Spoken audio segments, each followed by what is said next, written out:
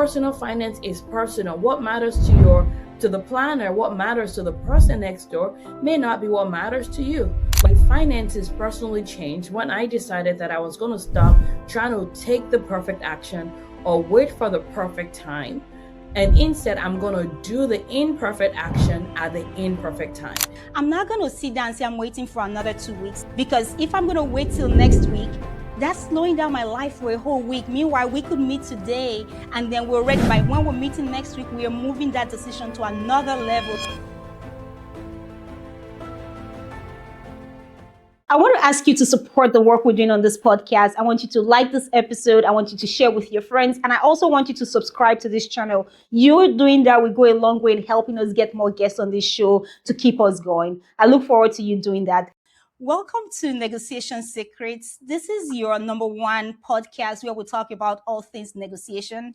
This show is designed for professional women and men, and anyone who wants to up their game and just be better negotiators, people who want to negotiate for the life that they want. I'm your host, Dr. Gloria Esomeme. I'm an internal medicine physician, and all I do is just help people negotiate for the life that they want, whether it's me talking on a podcast like I'm doing now, or it's me talking in a workshop, or treating my patients. All I do is just help you negotiate for the life that you want. And if you've listened to us for a while, you know I bring people from different parts of the world, different industries, different stages in their careers, where they talk about how they've negotiated for the life that they want. So with me today, I have someone who I really admire. Her name is Dr. Latifat Akintade. She is a gastroenterologist. She lives in the US, and she has this program where she helps female physicians. She helps them negotiate for their finances. I'll use that word. She may describe it differently, but that's how I choose to interpret it because that's my language. Latifah, you're welcome to the show. Thank you for having me. Thank you for the invitation. I'm excited to hear, to share, and all of that stuff. And thank you for helping people earn more, have more. I'm all about that life. we speak the same language, right? Do you mind telling my audience just a little bit about yourself, and just in a short, just like a short description, how you are you did an internal medicine residency, did the GI fellowship, but now you're speaking about all things money for women. Absolutely. Hi, everybody. Like Dr. Gloria mentioned, I'm Dr. Latifat. I'm a GI doctor. I'm a mama of three little ladies, ages 8 to 12, almost 13. And I'm the founder of MoneyFit MD. Everything we do is we help women physicians become the CEO of their money and also grow their wealth. And my journey did not start here though, because like Dr. Gloria was saying, I, like many doctors, I did the whole med school fellowship stuff. And my goal was just to do good, period. I wanted to be the doctor that could smell the diagnosis from like 500,000 feet away. Like I just wanted to be great at my craft. And I'm grateful that I got great training that has helped me do that. However, I realized towards the end of my training and beginning of my attendingship that if my goal was to be a good doctor, that I needed to make sure that I always had the flexibility and ability to walk. And the reason why is because anytime we're afraid of our ability to walk, it makes us feel stuck. And so for me at that point, I realized that money was going to be the tool. And so I did not know anything about money. I did not know how much I earned, how much I owed, credit card, what was in the US, we use terminologies like 401k. I knew nothing about all of that stuff. And at that point, I just had that story in my head that I was bad with money. I was not someone, my job was to be a doctor and not a money person. But now I'm confronted with this moment of like, if I don't get my money ish together, I'm going to hate my future. Because I truly believe that in order for you to lead as a doctor, to be able to practice authentically, that you want to not be afraid of what would happen if your kids lose, if you lost your job, will that affect the security of your kids? And so that was the only reason why I started looking at money for myself. I had no plans of teaching anybody. And so I started and I, started learning and taking actions. And I'm like, whoa, this stuff is not even as hard as I thought it was going to take. And I was making moves and I was just like, the wins were happening. And that was when I was like, wait a minute, this stuff is not as hard as I thought it was. And so I started teaching my friends, like any decent human, right? You figure it out, you start teaching people. So Here, my friends, where they were earning more money, they were growing their finances. I have, primary care friends that were paying off their debt in record time and investing and diversifying. But guys, I did not want to have a business because, again, my job, my goal in life was to be a good doctor. That was it. And it really wasn't until very early in the pandemic. This was early 2020. Hospitals were freaking out. They did not know what was going to happen to their income. And so they started firing nurses, and doctors were afraid of their jobs. And I remember having that moment where I felt like I literally had no choice because, Latifat, like I was not worried about money. So I could take care of my kids' mental health and be there for my family and all of that good stuff. So that was really the moment where I was like, okay, I need to teach. I had a responsibility to teach people how I do money that helps women become the CEO of their finances in short amount of time. And that's what has now become, Money Fit MD, with the podcast, the books, the programs, and all this other stuff that we now do today. Oh wow, how beautiful. I like some of the words that you use, like you want women to be CEOs of their money. And Yeah. then I also like the word that you were like, okay, you took on the responsibility to help people. And then and something else that really resonated with me is that you went to your why, because I have a book club, and in my book club, this is we just had a meeting this evening, and we're reading Start with Why, and you went back to your why. Like it's clear, because once your why is clear, then it's just easy for you to have your vision. It's easy for you to keep going. I'm just curious. So what's the biggest issue do you see with when it comes to money? What's the biggest mindset drama do people have? Not just drama, just limitation. It's just like yours was more like, oh, I'm a doctor. I don't do money. It's just all I have to do is just smell the diagnosis from a distance. If I can do that, then I've done well for myself. Just using women, female physicians. So these are people who are naturally smart. These are people who are high achievers. And because they are that, that also cuts across every industry, except maybe people who are actively in business, who are running their business. And you may be surprised they still have that mindset. But what's the biggest, mistake people have when it comes to money and the mindset about money? Absolutely. I'm going to share that. Just to go back to that point about why, one of the Yes. things that's really important is making sure you have the right why.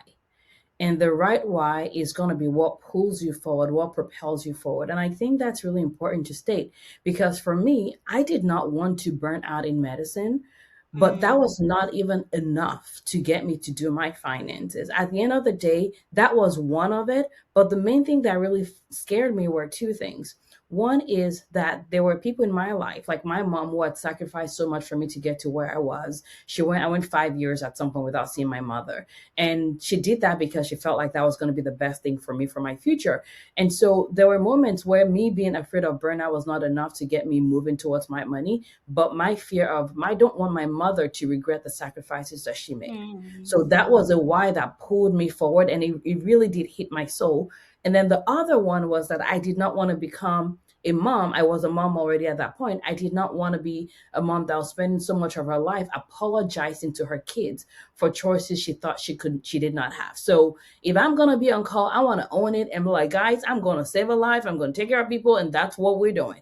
I don't want to be like, oh, I wish I didn't have. Nah, I don't want that. So those two reasons become, actually there were stronger pulls when my fear of burnout couldn't. So for anyone listening, make sure you pick the right why. If the why you have right now is not helping you move forward, it means that you haven't found the right one to prick your soul and move you towards momentum. So find that. Okay. And then to answer the question about some of the biggest issues that I see with people when it comes to money and their mindset. And guys, just know that here we're friends, no judging, no shame. There ain't nothing you're thinking that I probably haven't felt yet or someone else that I've helped hasn't. So you're good. We're just here to help. Okay.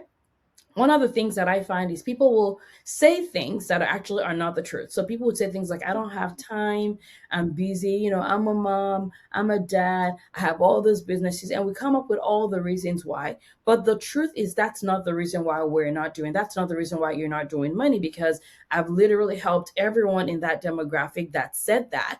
But then 6 months later, they're like, yeah, you're right. It was not true. It wasn't because I didn't have time. But the mistakes people make is number one is they avoid their finances and believe that someone else is going to be better with it.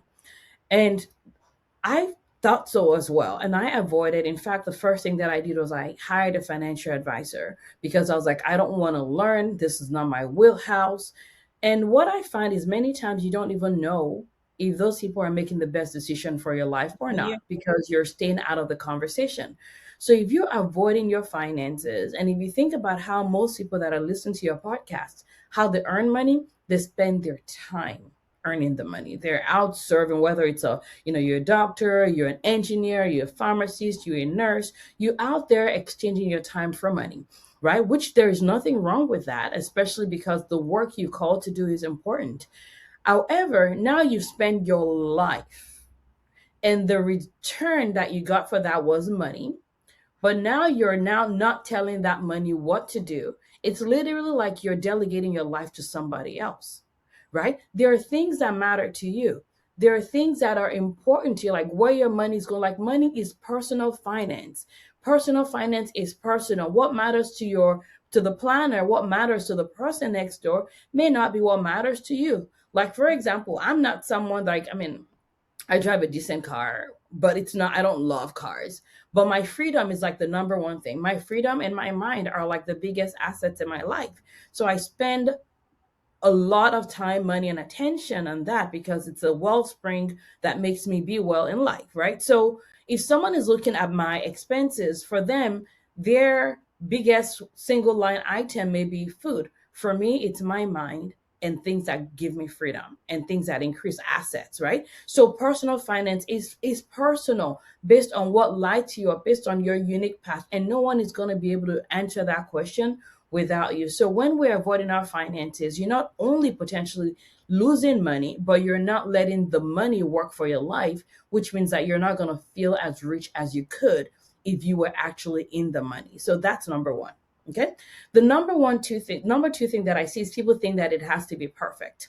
And honestly, I was one of those people too, because as high achievers, as doctors, we're taught if this is the right way. If I'm doing a procedure and I do it wrong, someone could get hurt. So there is a level of No, upset. someone could die, not just get hurt. Someone literally could die. Someone could Yeah. die, someone could get hurt. All of that stuff could happen. So there's real consequences when it comes to our clinical practice.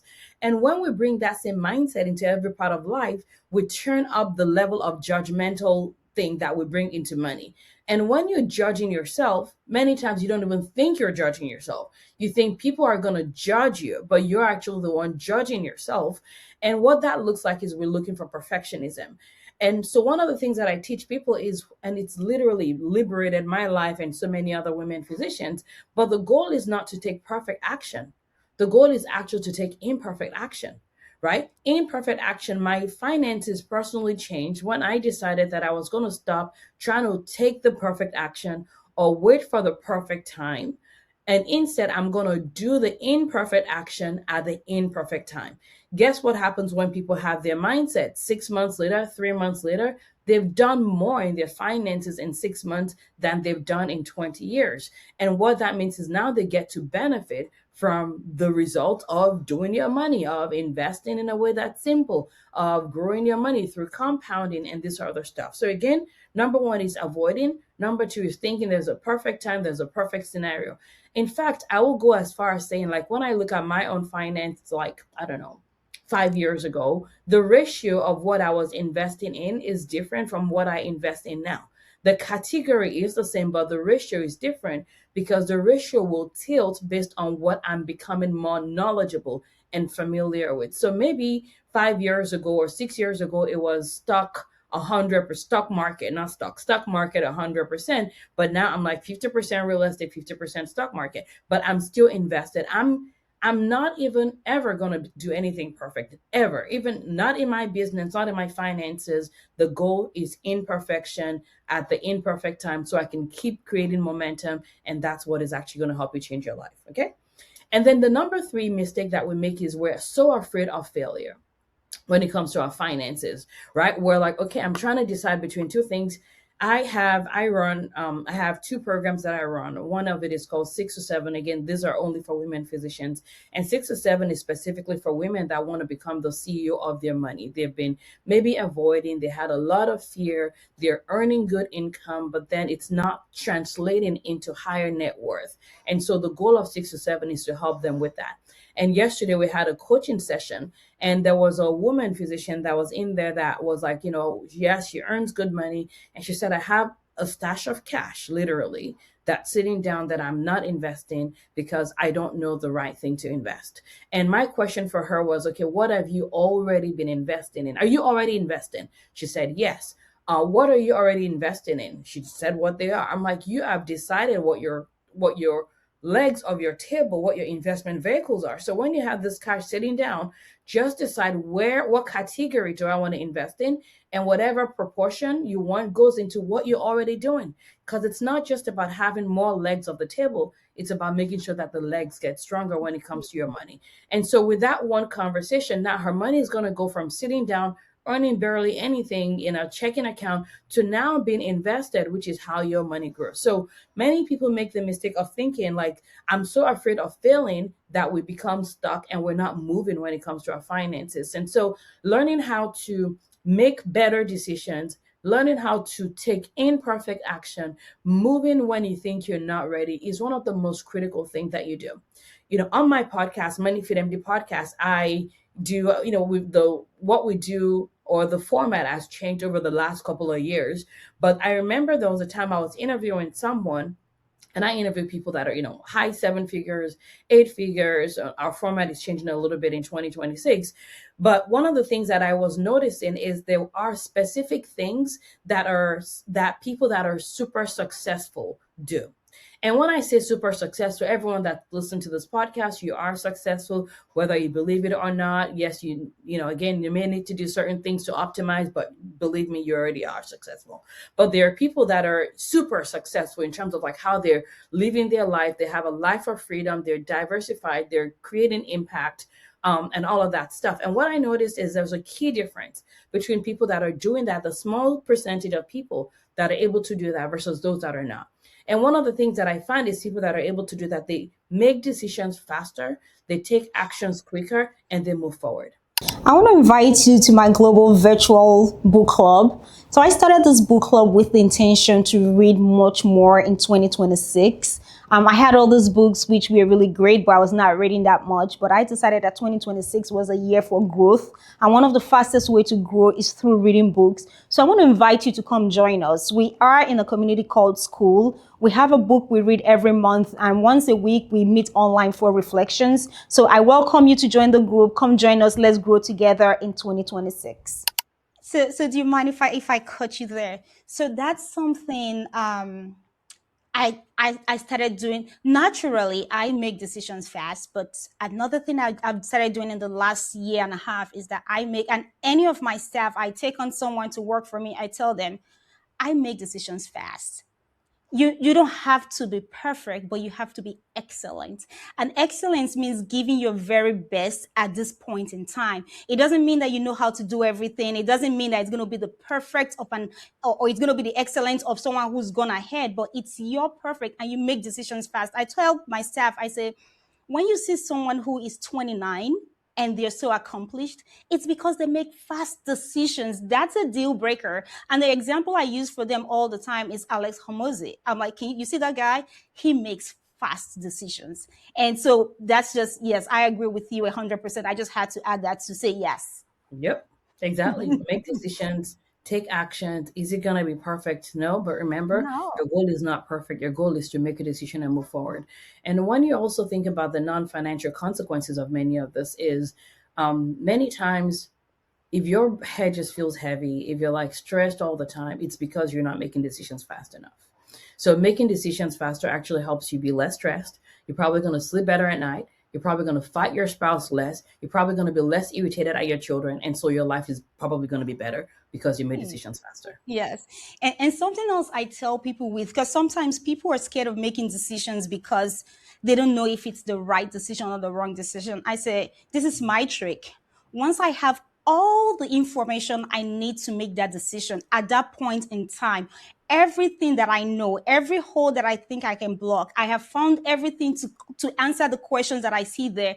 I'm not going to sit down and say I'm waiting for another 2 weeks. Like, so maybe I reach out to someone. I say, oh, we need to have a meeting. They're like, next week. I'm like, next week, what meeting? I look at if there's a slot in my calendar, I'm like, what meeting today? Because if I'm going to wait till next week, that's slowing down my life for a whole week. Meanwhile, we could meet today and then we're ready. By when we're meeting next week, we are moving that decision to another level rather than some go like, oh, let's meet in 2 weeks. I'm like, 2 weeks? No, we're meeting tomorrow. It is I will move tomorrow. We're things. meeting now. Yes, I'll move things around. Like, yeah. So it's once you Absolutely. have all the information, because sometimes I take risk, but I do not believe in taking risk just for the sake of taking risk. Oh, I'm this brash, badass negotiator. I just no. I get all the information that I can get, and there's some information I'm like, I don't have access to this information. The only way I can get access to this information is when I've moved from point A to point B. So I'm going to move from point A to point B, and then another question. So there are two guiding principles I have. Do I have all the information I need? Yes. Then what's the worst that could happen? So those are my two personal guiding light. Like what's the worst that could happen? I'll give you an example. So when I just finished residency, or while I was in residency, I was thinking of what really took me into finance and all of that was not necessarily I didn't, not because I wanted to make more money. I was single. I didn't have kids. I didn't have any of those things to save on taxes. So I started thinking, I said, okay, so I'm going to start making a little bit of money now. So how am I going to save on my taxes? And it's W-2. And then I started thinking, okay, what are the best vehicles to use? And then real estate came up and I said, all right, I'm going to do real estate. So when I was in residency, I got my first door. And then as soon as I was finishing residency, I started looking for homes to buy, bought another home. Then I was there, okay, but that's still not going to help me tax save. That's just because maybe then I started researching Airbnbs. I lived in Albany, Georgia, which is a small town. And then anyone who knows me, they know I have my siblings who I absolutely love, and my siblings would take a bullet for me anytime, any day. And my big sister, she's an accountant, so she does numbers. And she said, "Oh, you want to invest in an Airbnb?" I said, "Yes." She said, "In Albany, Georgia?" I said, "Yes." She said, "Who's gonna stay there?" I said, "I don't know." Then she said, "Okay, so have you done your information?" I said, "Yes." It was my money. I was still on the defensive. I said, yes. She said, okay, who did you ask? I said, I asked the real estate agent. She was like, you asked the real estate agent? I said, look, just leave me my money. I'm going to invest. And I did. And I was lucky. Like, even though it was a small town, I was almost always between 60 and 80% occupancy in my first unit. And it was like, yes, it was a 15-year mortgage, and I was cash flowing on a 15-year mortgage. I didn't have all of the information, but now I do. I expanded my portfolio a little bit more, but I took fast decision. Like as soon as I had enough money for my down payment, I went ahead. I got the unit, and all the questions I could answer, I answered them. The ones I didn't have to answer, I just kept it moving. And it was not. It was more like, what's the worst that could happen? Okay, no one's going to stay in the unit. Then it's okay. I can afford to pay the mortgage for a few months. If nothing happens, if after a year no one stays, then I'll sell this place. But I've not had to sell any of the properties I've bought to date. So that's That's my own personal pet peeve on how I deal with things that I'm not sure of. absolutely, absolutely. But I love the three things you talked about. And you talked about avoidance, you talked about perfection, and you talked about fear. And I think the avoidance and the fear, they're like brother and sister. So it's sometimes this happens to me. So maybe some months where I've traveled and I've swiped my credit card a lot. I've bought so much. I'm like, I don't want to look at the damage I've done, but I still have to face it. No one's coming to rescue me. I still have to face it. But this leads me to a question I want to ask you. So on physician community, I see posts like, um, I have $5 million stashed in an account. I work this job. We have real estate worth this. We have stock worth this. I have this job that I hate, but I'm scared of leaving this job. And I'm thinking, this is scarcity mindset, because there are two groups of people. but for doctors it's a little bit more complex than just two groups of people. So there are people who really do not have like surplus cash and they're trying to maximize what they have. Then there are people who actually have, they've gotten to the place where they are financially independent, but they have that scarcity mindset and do not realize that, hey, you're free, brother. You can quit this job if you, but they still hold on to it so tightly. Their kids are doing, they have enough money in their 529 for their kids, everything, but they still do not realize how free they are. Or Yes. just doctors who have, as long as all things being equal, you still have your little stethoscope, you can still, your license is intact, you can always get a job, right? All things being equal, it shouldn't be too hard to get a job compared to Mhm. other professions. But some people do not realize the strength and the power, and not just doctors, this cuts across different professions where people do not realize the strength that they have based on all the work they've done in the past. What's your thoughts about that?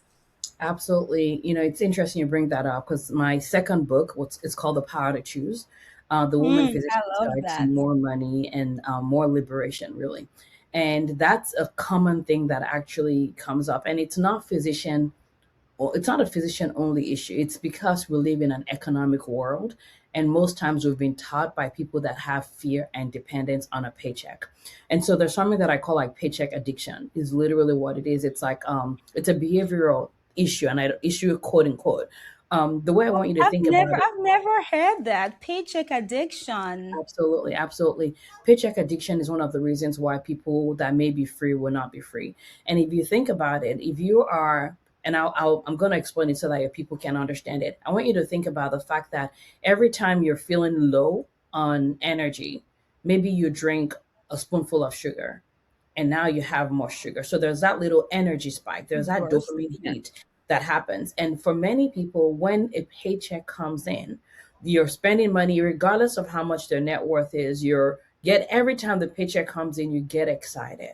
And so when the idea of not having a paycheck steady coming in, it tells you like I'm going to be low on dopamine. The world is going to end. There is that fear of a low emotional state. And many times the things we do or not do with our finances is because of how we think we're going to feel. And so that's one thing that I tell people there's something called paycheck addiction. And the only way to get over paycheck addiction is not by like, pulling the tape. It's not kind. Don't do that to yourself. But the way that you do it is actually understand that this is not even about money only. This is also about your relationship with yourself. So there are three relationships that I think are key for anybody that wants to have money and grow wealth.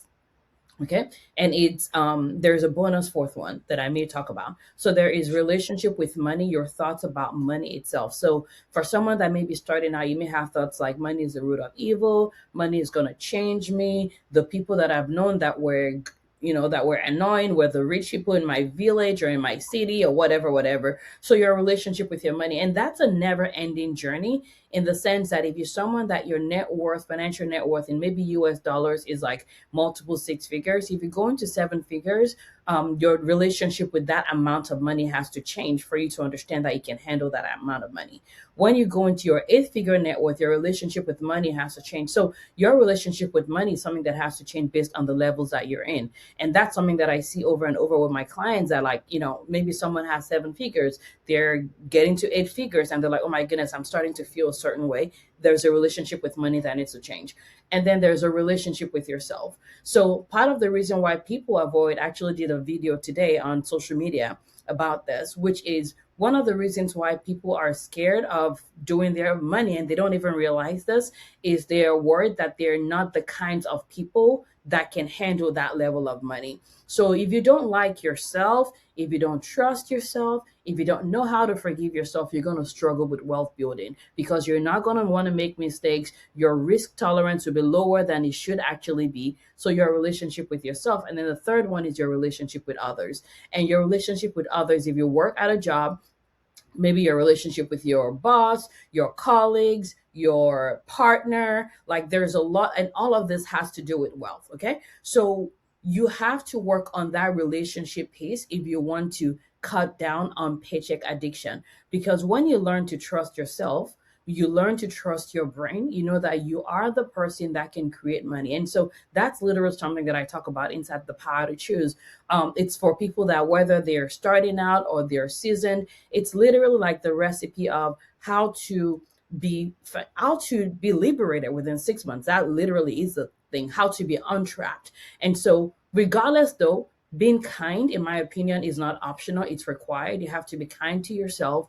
You have to understand it's not because there's something wrong with you, it's because you live in a culture where most people have paycheck addiction, so you've been groomed with that, and what got you here is not going to take you there. So if you want to go to the next level of freedom, you're going to have to acquire new tools, and those things that I talked about should help you, but that's what we also help people with as well, as to growing their net worth. I think that's really cool. Like I like the idea of you breaking it down into three parts. Your relationship with yourself, like so just being kind to yourself, and then also your relationship with money. Actually sitting down, doing the numbers, and say, okay, look, I'm worth $15 million. I can afford to quit this job and then take my time to find what I really like. But some people, and then just having that addiction, and then your relationship with the external world, your spouse, your kids, your coworkers, and all of that. That's just so beautifully said. Um, And let there's a me. bonus one. There's a bonus Oh, one by that all means. it's a bonus one. It's one for people that are faith based. If for those that believe in God, and it's your relationship with God. For me, that's the number one relationship in my life. It's from there is where everything else flows. And when that part is fine, it makes the three other relationships be in their right place, whether it's relationship with money, relationship with myself, relationship with others. But the number one umbrella for me is my relationship with God, and that affects every single thing. And I'll be honest with you, without my relationship with God, I'll probably be comfortable with how much I have right now. My life is good. I work clinically 1 week a month. We have assets. We're good. I don't really actually don't need anything, but really that relationship with God and understanding the purpose for which I'm created and my life as a tool for goodness to impact more and more people, that's why that affects all those other three. So that's a bonus if you don't, if let me you're let like me let me let me let me add to that bonus. So just to give more insight into what I'm about to say, how that relationship is very important. This was not supposed to be like a preaching podcast, but we'll do it. It's my podcast. I'll say whatever I want to say, and if you don't like it, I'm sorry. The next one, I'll have someone who will say what you want to hear. So or not, I moved. no promises. So I moved to the US. So I was born in Nigeria. I grew up in Nigeria. I did my med school in Nigeria, and then I'm like, yeah, I want to go do my masters in the US. And I felt like my parents had already done enough for me. And I packed my bags with my visiting visa, $250 after I had bought my flight ticket, and I moved to the US to do my master's. And that was before my tuition was paid. So that's what I moved to the US with. However, my relationship with God is so strong that I do not fear. I could have nothing and I'm not even moved. Like, because I know I'm Christian. I know God loves me absolutely. And I know the whole earth is the Lord's and the fullness thereof. And I'm not shaken.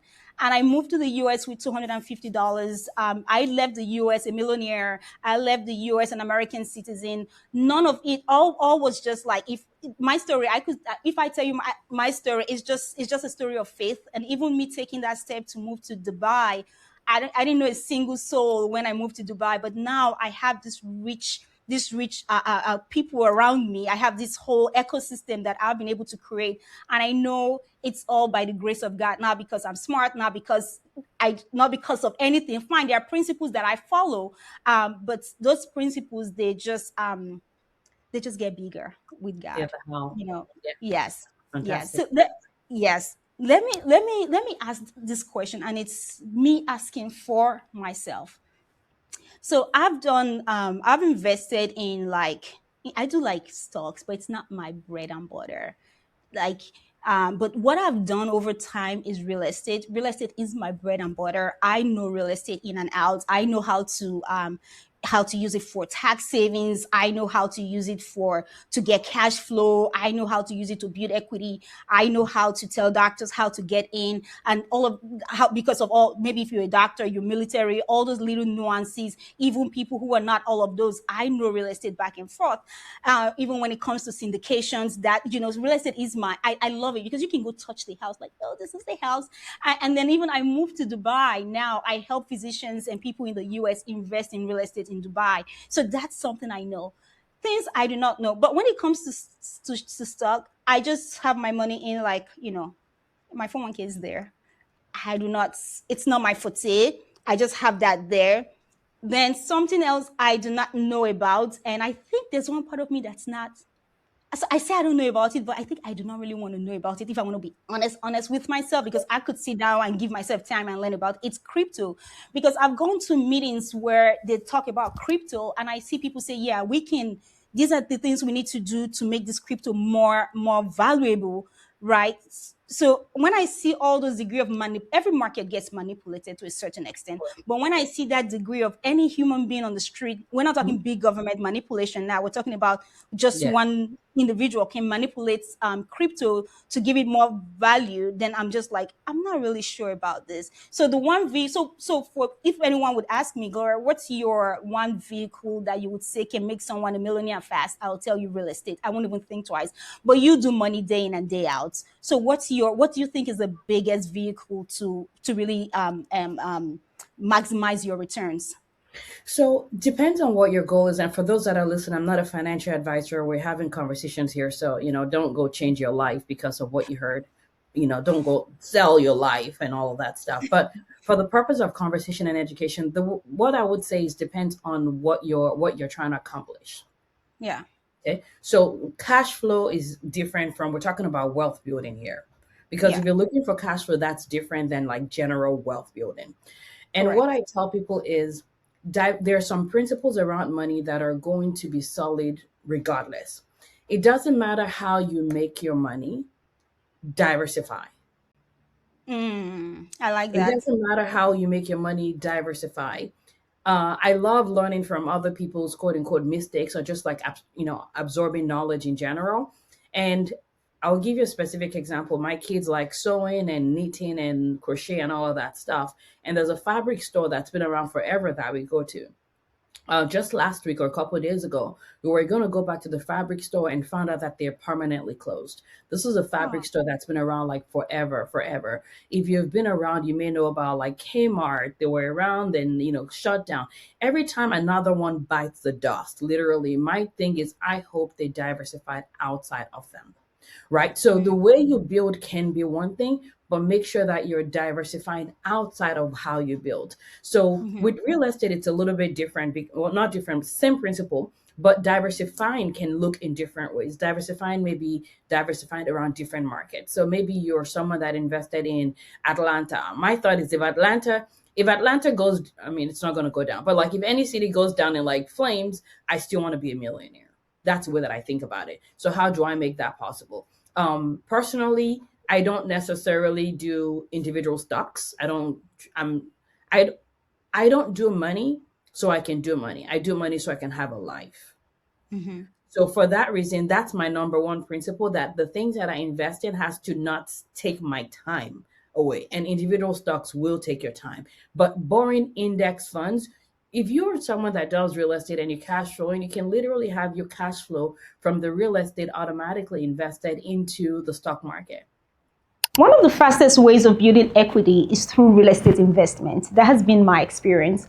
If you're thinking of investing in real estate in Dubai or you have any questions at all, why don't you reach out to me and we can talk about your investment goals and see if investing in Dubai is a good fit for you. If you're also considering investing in syndications in the US or investing in real estate generally, reach out to me. Let's have a conversation and then we'll see what we can work out together.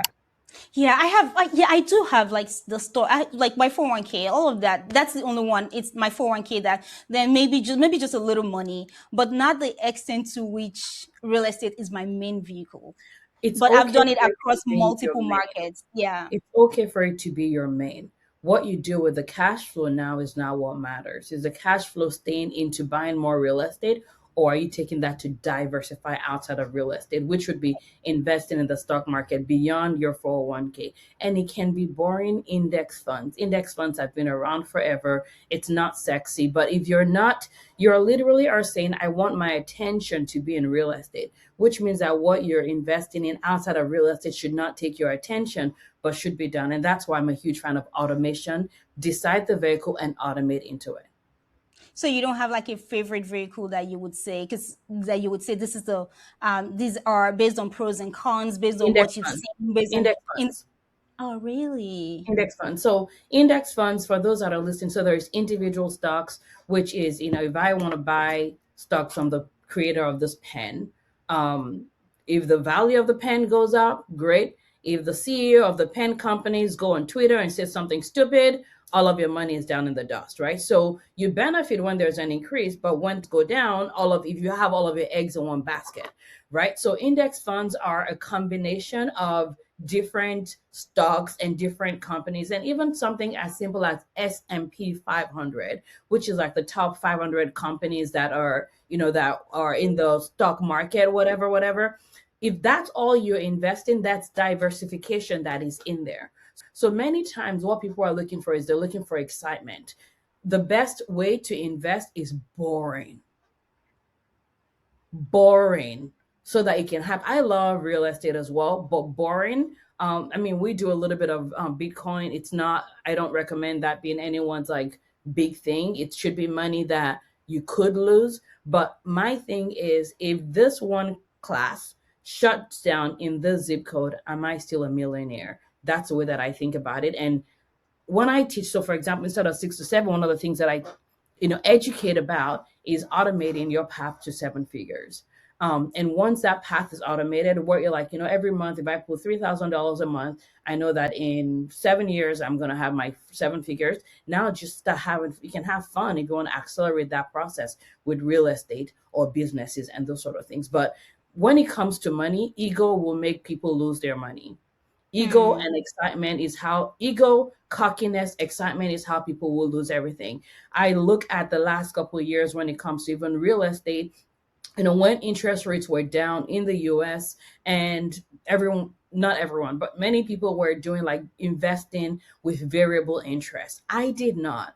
And you may look foolish, but wisdom is a great thing for people to have, I because never when did. you're I never did. Just like you, I never did variable. Like it's fixed because that just I have an idea. I know how it's gonna go. There's no surprises and it Exactly, coming from exactly. somewhere. But ego, cockiness, looking at things and think it's always, you are so good, you're so smart, you're the one, Uh, that will cause you to lead. So the key is cut down on the ego, cut down on the excitement. The less excitement when it comes to your money, the more likely you are to actually keep your money for a long time. And use your mind for other things that you want to do, including things like real estate, growing your business. So my personal finance is really, really boring. It's there, it's growing, and it's why I can take risks. I can impact people and do all those things without being dependent or without needing anybody or anything. So it's like boring personal finance becomes a form of insurance as you do the other things that you're here to do. Does that help? it does. So it's more. I like the principle of diversified. Right now, I'm starting businesses. I'm putting things together. So I would focus on that. Then when I'm like multiple. Once those businesses start producing, then I'll start to look into securities a little bit more than I'm looking at it right now. Just yeah. And then talking about ego, there's something I tell people when they negotiate. I said, do not overestimate yourself. It's better you overestimate whoever you're dealing with. That way you're not taken by surprise. That just goes back to the ego. If I feel like, oh, this person, no, I'm gonna take that person down. That person is easy. I don't know what tricks they have. I only know my tricks. I only know the extent of my intellect. I don't know the beginning or the end of anyone. So it's a good thing to have that. Just bring your ego down a little bit, not just when you negotiate, but also when you do business. I love that. Can I And say then I something? want to, yes, please. Yeah, there is a concept that I like to talk about, which I learned many years ago from one of my mentors, and now I've applied that into other areas. And it's this whole idea of like sovereignty, and whether it's like with money whether it's with negotiation. One of the reasons why people do not negotiate well, women physicians specifically, but other people as well, is there is fear. And many times you have to be very, very careful about the story we tell ourselves and how we blow things up. So anything that blows the other person up beyond where they should be or shrinks you down is going to cause a misalignment already. So sovereignty, for me, is understanding that we're made in the image of God and God's likeness. They are powerful, and so I am. There is no one that's less or more. And so when we come to the table with that, we're coming up on like equal planes of like the bigness of us as humans. And once you do that, the only thing that's left with now is just like the strategy, the points, the value. And again, when it comes to negotiation, when it comes to money relationship, when it comes to wealth building, that idea of sovereignty is something that I talk to people about, and hopefully it's helpful for your audience as well. No, that is so helpful. I'll tell you a story. So there was this person who he was a guy who I was representing. He was trying to buy a few businesses here and here. He was trying to buy a few businesses, and then there was a lady who's had this business. She's had this idea that she's developed for a while, and he had already talked to one person. That deal went through. Was like, okay, we're gonna get this business. Da da da da da. And then it was now. And then the other person started talking to her about her business. The way the whole thing even started was first like, I was like, I should be on her side, but I'm not on your side. I'm on his side. So we're gonna do this business anyways. And they started with like, oh, we're gonna take 50%. We're taking 50% of this business. This is a business that this person has worked on for years. She just needed more equity to make it grow. And she did not negotiate. She was just like, yes, because this guy just knows how to maximize himself. Like he just makes himself so big, and Yeah, people around him just start to feel so small. Like I was just like, that just goes on to, I just wanted to give that as an yeah, example of what you yeah, talked about, where people maximize themselves. And then you who's coming with the value, you start to shrink yourself, and then they just eat you up. yeah. That's just what Yeah. happens. Yes. And But I think it's just a to very see, masculine energy way of negotiation. And that's part of why women sometimes feel lost, because the times you've seen negotiation, you've always seen one person being dominant. And for most women, that's not how we are. That's not how our energy is. And so, people can come to the negotiation table and be, especially if you're a woman that's trying to come in with that masculine energy, it just can be repulsive because that's not who you are. That's not necessarily how you're meant to negotiate. We have strength, we have wisdom. Nobody negotiates like us better here, than a woman. right? Nope. But you have to understand who you are and understand the power that you wield, and then you come to the table with that, and that's how you get what you want. You're right. You're right. Because when I talk about negotiation, the first thing, like, I do not talk about negotiation without talking about knowing your value, because Mhm. that's where it starts from. When you know the value, you know what you bring to the table. It helps you, even for men who tend to be so arrogant, right? Because if you're arrogant, by the time you meet someone who starts to like poke holes into you, then you're going to deflate, right? Because it's all fake. It's It's in, not real. So knowing your true value, that's where it starts from. Because when you know your value, then also 80% of negotiation, it's you preparing. So once you've done your homework, because for me, this is who I am. There's no hidden Gloria. There's no Gloria anywhere. And how I feel, this is me, right? So I can go negotiate, and I go as myself. I'm not trying to be Latifa. I'm not trying to be James. I'm not trying to be John. I go fully as myself. And if I'm in the mood to laugh, I would laugh. And if I'm in the mood to just be quiet, I'll be quiet. Sometimes they will tell you, you got to sit up like this, and you have to have your shoulders up. You need to, no, when you've done the work inside yourself, then you don't have to do the outside part. The inside would naturally reflect yeah, who you are inside. yeah, And but once you know what it is, you know your value, then you know the value you bring to the table, and then you have your value system, then it becomes a lot easier. You're not easily intimidated by people, because the same guy who was intimidating this girl, it didn't work for me. It didn't work for me. The tables turned. Anyway, I'll move to the next question. It's kind of in line with what we were talking about. Oh man, this conversation is so good. We've gone so far without me even realizing. I'll try to. So, but the question I want to ask you is: so when you negotiate, what's your guiding principle? What's your what guides you when you negotiate? Absolutely. I think that idea of like sovereignty is a huge one because they're not less. I'm not less. That's the number one Yes. thing. Number two is everyone that I work with, they're people that bring value. So they're hardworking. They are great at what they do. So that part has to be there. I don't believe in you being a slacker and just going to negotiate because everybody said to negotiate. So that's another, like you, I work with people that are solid. So that's the number two thing. And then number three is many times when people want something, we're in our head about what we want. You know what you want, but you're not asking yourself what the other person actually needs. And the only negotiation where you really are going to win is when what you want aligns with what they want.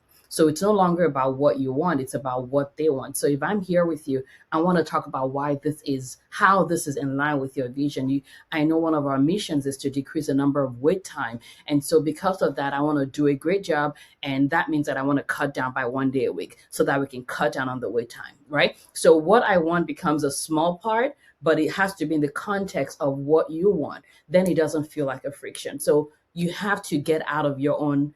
You cannot be all about what you want. You can bring all the value in the world, but if it's not what they want, you ain't going to get what you want. So that's the main thing. This, what you want is for you. You don't bring that to the table. It's what they Hmm. want. That's the number one thing. So it has to align with them. So if you want to cut down a day of work, it has to be because it aligns. How does it align with what they want? If you can do that, then you'll get what you want. That's So, how we so, get it. how, however, let me ask you this question. So nobody, because I hear you and I understood what you meant, but I don't want my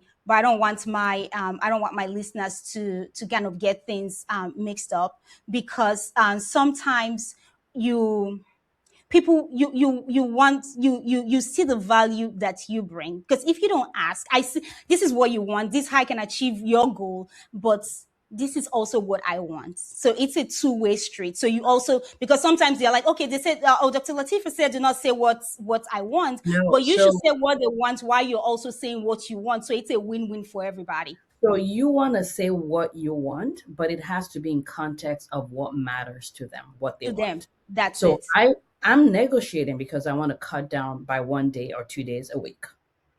But if they're looking at the problem of patient wait time and what I'm asking for feels like it's directly opposite to what they want, the chances of it getting it is low.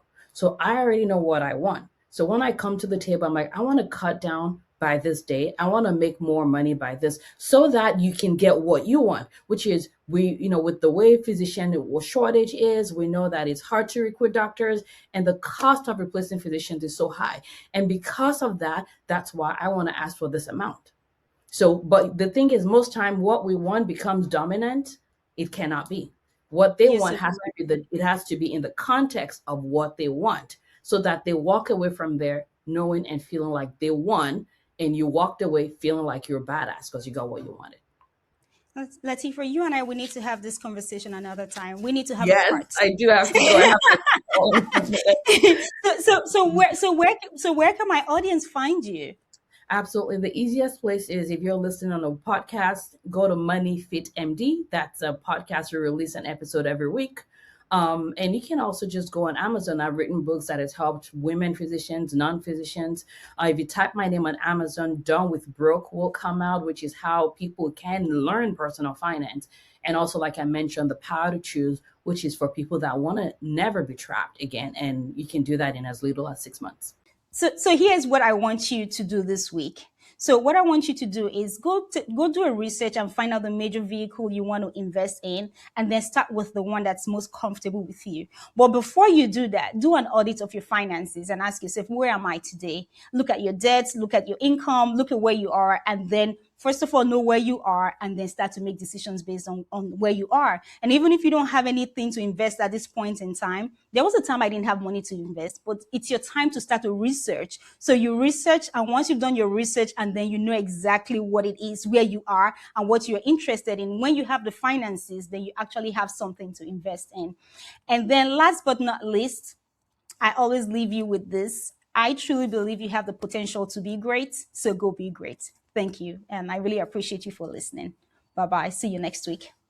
Let's improve your negotiation skill. Join us for our 3-month negotiation bootcamp where we teach you how to negotiate for salary, for contracts, for deals, or just to negotiate with your toddler. You would leave this boot camp so much better. We'll give you all the skills to equip you to be a leader when it comes to negotiating. Come join us.